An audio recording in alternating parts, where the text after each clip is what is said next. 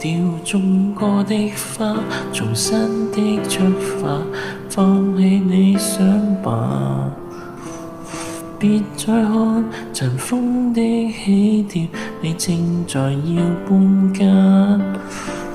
捉得起人應該接受，都有日倒下。其實沒有一種安穩快樂，永也不差。就似這一區曾經稱得上美滿甲天下，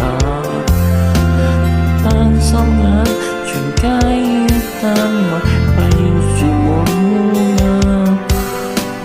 好景不會每日存在，天地不可只往上爬。愛的人沒有一生一世嗎？大概不需要害怕，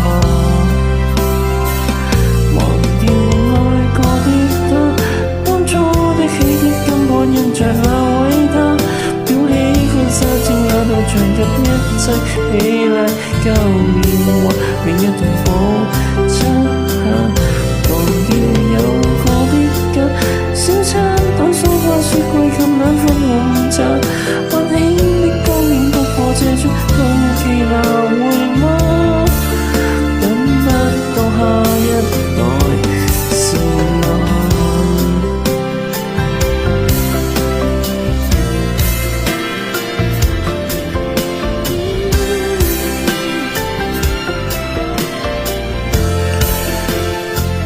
忘掉砌過的沙，回憶的堡壘，剎那已倒下。面對這浮起的歡樂，你注定學會瀟灑。解決不了，拒絕無視，將花不可幽禁落下。有感情就會一生一世嗎？又再惋惜有用嗎？忘掉愛過的他，當初的喜帖根本印着那位他，裱起婚紗照那道牆及一切美麗舊年華，永一同補漆下。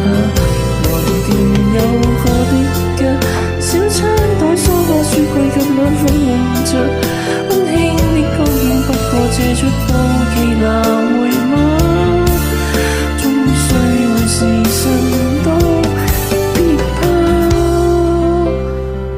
請放下手裏那鎖匙好嗎？